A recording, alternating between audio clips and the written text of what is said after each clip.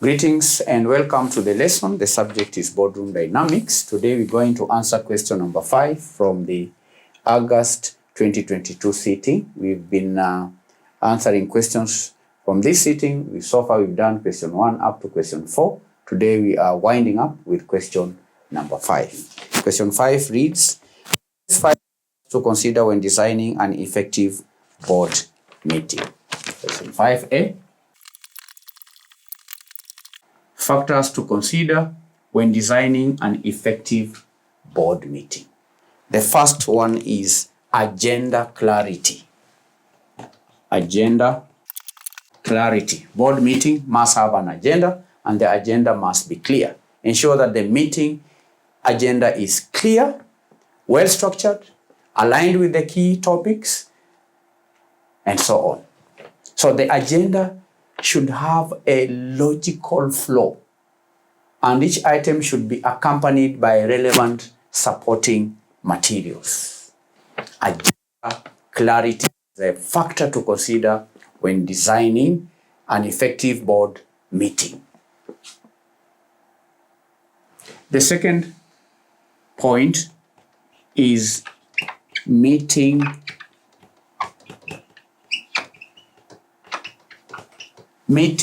frequency. Determine the appropriate frequency of board meetings that should be based on the company's needs and operational requirements. And candidates, regular meetings ensure ongoing oversight and engagement, but should not be too frequent. When meetings are too frequent, then there is a risk for information overload. 3, time management. Management of time.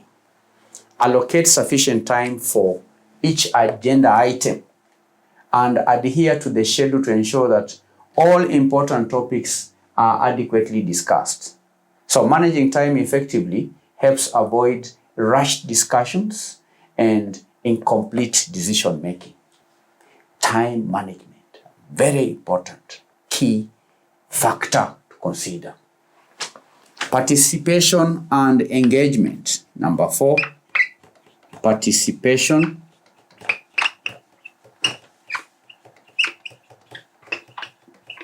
and engagement. Participation and engagement. Encourage active participation. Encourage active engagement of all board members during the meeting. So the leader should foster an inclusive environment where everyone feels comfortable to contribute to the discussions. Another factor is information and reports. Information and reports. Information and reports. Provide board members with timely and relevant information and reports before the meeting to allow sufficient time for review. And the leader or the chair should ensure that all necessary materials are distributed, and they ought to be distributed in advance to facilitate informed decision making. So these are 5 factors to consider when designing an effective board meeting. 1, agenda clarity. 2, meeting frequency. 3, time management. 4, participation and engagement. 5, information and reports. 5 factors, 5 marks.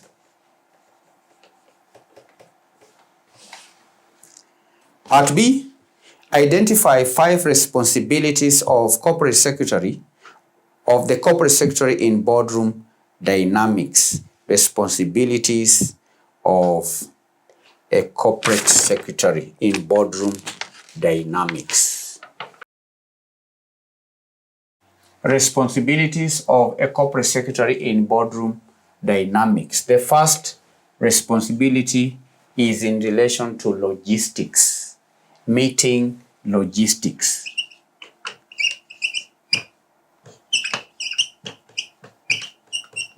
And candidates here, you need to be very keen. The question is not requiring candidates to give the general responsibilities of a secretary, a corporate secretary, but the responsibilities must be in relation with boardroom dynamics. What happens in the boardroom during discussions? What are the responsibilities of the corporate secretary? The interactions of the board members. During the interactions of the board members, what are the responsibilities of the corporate secretary in boardroom dynamics? The first responsibility is meeting logistics. The corporate secretary is responsible for arranging board meetings, coordinating logistics, and sending out meeting notices, ensuring that all necessary materials are available to directors before the meetings. Here we've just talked about information and reports. These reports are sent to the members in advance by the corporate secretary. The corporate secretary may be required to prepare even board papers and send to board directors before meeting. So meeting logistics. There are logistics around meetings, and the corporate secretary is responsible for arranging the meetings, coordinating logistics, and sending information and reports before the meetings are held. Then there is a responsibility in relation to minutes. Meeting minutes. Meeting minutes. Meeting minutes. During board meetings, the corporate secretary takes accurate and comprehensive minutes. These are minutes of discussions, minutes of decisions, and action items. And the minutes serve as an official record of the meeting and are crucial for future reference.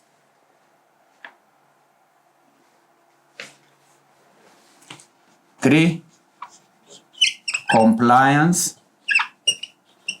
and governance. Compliance and governance. The corporate secretary ensures that board meetings comply with the legal and regulatory requirements, as well as corporate governance best practices.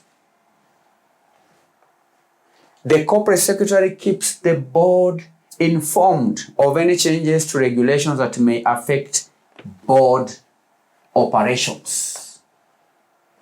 Compliance and governance. 4 is transparency and communication.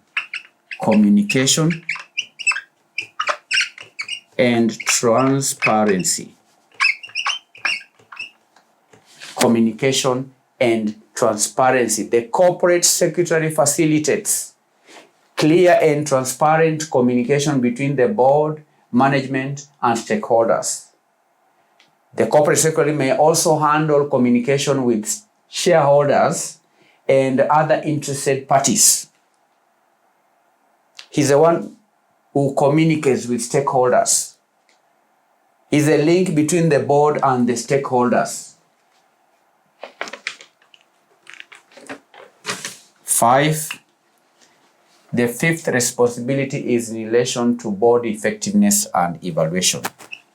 Board effectiveness and evaluation. Board effectiveness and board evaluation. It is the corporate secretary that plays the role in coordinating board evaluations, ensuring that the evaluation process is conducted objectively and that the findings are appropriately communicated to the board for improvement. So these are 5 responsibilities of the corporate secretary in boardroom dynamics. 1. Meeting logistics. 2. Meeting minutes. 3. Compliance and governance. 4. Communication and transparency. 5.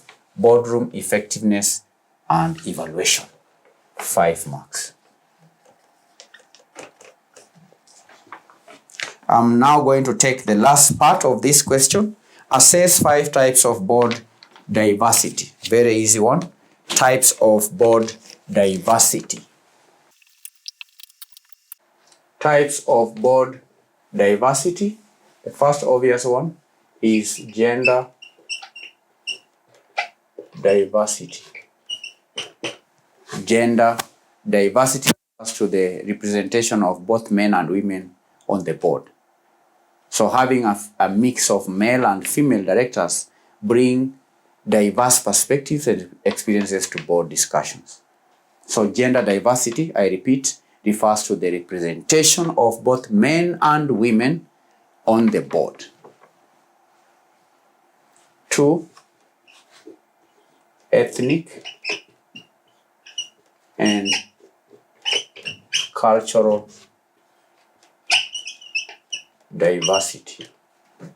Ethnic and cultural diversity involves having board members from different racial and cultural backgrounds. Racial and cultural backgrounds. And diverse cultural perspectives can enhance decision making and better reflect the organization's diverse stakeholders. Cultural and ethnic diversity is a type of diversity.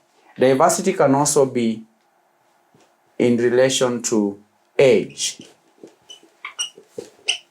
Age diversity. Age diversity refers to having boardroom members from different age groups and combining the experience of seasoned directors with the fresh perspectives of younger members can be beneficial to board effectiveness. So there ought to be diversity in age of the board members. 4. Professional and industry diversity. Professional and industry diversity is yet another type of board diversity. And here, board members with the varied professional backgrounds and expertise from different industries bring a wide range of skills and knowledge to the boardroom. Different professionals. You may have a board comprising of medical doctors, accountants, lawyers, engineers. Those are different professional backgrounds. So it's important to have a mix of professionals from different industries. Then lastly, we have international diversity.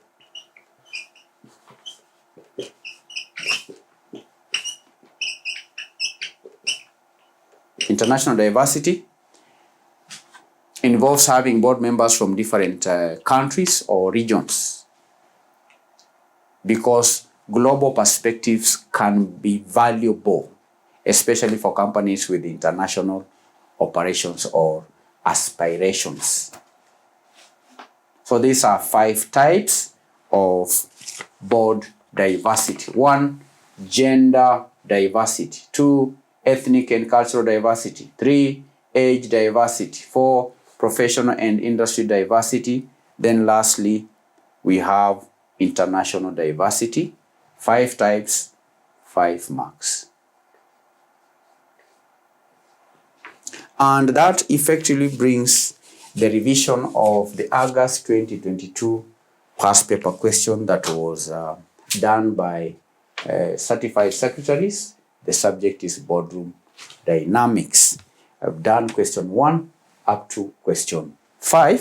Thank you for attending. We are determined to ensure that you have access to all solutions of the certified secretary subjects, including Boardroom Dynamics. We have done all questions that have been tested since the subject was first examined after the review of the CASNEP syllabus. So all questions are available on our website. You can visit and log in and subscribe.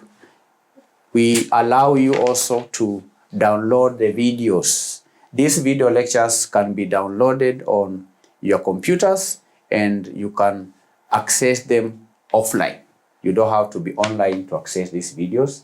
If you have any challenges in downloading, you can please call the official lines that are on the website. Thank you. God bless you. Bye-bye.